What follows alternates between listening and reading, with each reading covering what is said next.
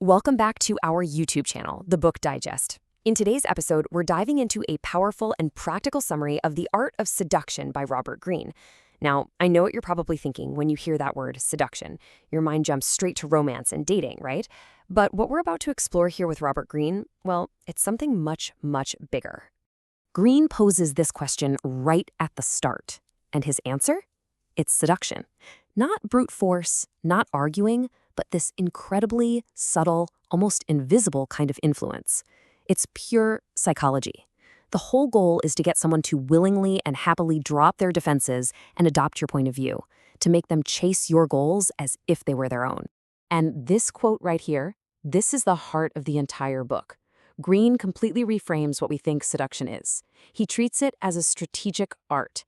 It's about getting inside a person's head, their dreams, their insecurities, what they secretly want out of life, and influencing them so deeply that fighting back doesn't even occur to them. It's the ultimate form of soft power. So, how does this actually work in the real world? Well, Greene's whole theory is built on one simple, powerful truth about all of us. Every single person feels incomplete. We all have this gap, between the life we're living and the life we secretly fantasize about. It's not a weakness, it's just part of being human. And that feeling of lacking something, that's the keyhole seduction is designed to unlock. This right here is a huge mythbuster. Seducers aren't magicians who create attraction out of nothing. Not at all. They're more like psychological detectives. They pay close attention, they listen, and they figure out what a person is missing, what dreams they've buried. And then they simply step in and present themselves as the missing piece of the puzzle.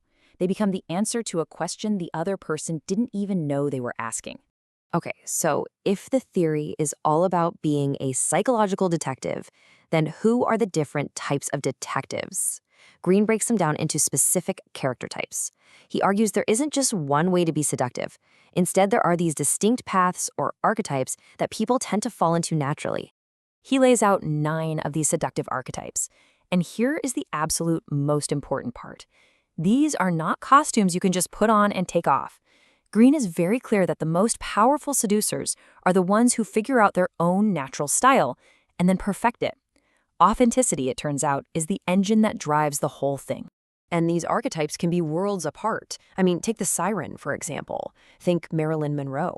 The siren's power is all physical, all about the senses. The whole point is to overwhelm the target's rational mind with so much pleasure and adventure that they just let go. But on the complete other end of the spectrum, you have the ideal lover, like Casanova. His power wasn't about being flashy. It was about an almost obsessive level of attention. He would study a person, figure out what they were missing in their life, and then become that fantasy for them. One projects a fantasy outward, the other absorbs a fantasy and reflects it back. And this is a perfect example of just how big Greene's idea of seduction is. It's not just one-on-one. The charismatic archetype seduces entire crowds, sometimes whole nations. They have this unshakable self-belief, and they radiate a sense of purpose that's bigger than themselves. When you think of Martin Luther King Jr. or JFK, they made millions of people feel like they were part of a grand, historic movement. And that pull, that's pure seduction. So we've seen the who, the different archetypes, but what about the how? How does this actually unfold? Well, Greene maps out a 4-phase process, a kind of carefully choreographed dance that leads from that first spark of interest all the way to total psychological surrender. It all begins with phase 1, separation. This is just about getting the other person to notice you, to separate you from the crowd. Often, it's best to be a little indirect, just to spark some curiosity. Then you move into phase 2, leading astray. Here's where you pull them in deeper, keep them on their toes with a mix of suspense and intense personal attention. Phase 3 is the precipice. This is where you make a big, bold move, something that shatters their routine and makes them confront their hidden desires. And finally, phase 4, resolution. That's the moment of surrender. But Greene warns you have to manage this part carefully, because the mystery is what fuels the seduction, and too much familiarity can break the spell.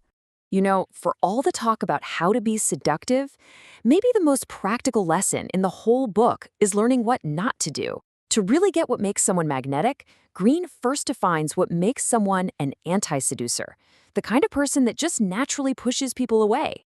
And wow, the contrast is like night and day. The seducer is patient, strategic, and focused entirely on the other person. The anti-seducer, they're insecure, self-absorbed, needy, and impulsive. They just don't pay attention. Seducers create intrigue and pleasure. Anti-seducers create anxiety and make you feel like you're a burden. It really all boils down to insecurity and the inability to stop thinking about yourself. So, at the end of the day, what's the one thing that connects all these different archetypes, all these great seducers from history? It isn't their looks, it's not their money, it's not some clever line, it's this: a deep, genuine, sustained curiosity about the other person. It's the ability to get outside your own head and become completely fascinated with someone else's inner world, their dreams, their fears, and all the things they feel they're missing. And that leaves us with the big question, doesn't it? Is this book a cynical, dark manual for manipulating people by exploiting their weaknesses? Or is it a masterclass in empathy and deep psychological understanding, a tool that could be used to connect with people on a level that most of us never experience? I think ultimately the answer you land on says an awful lot about how you see the world.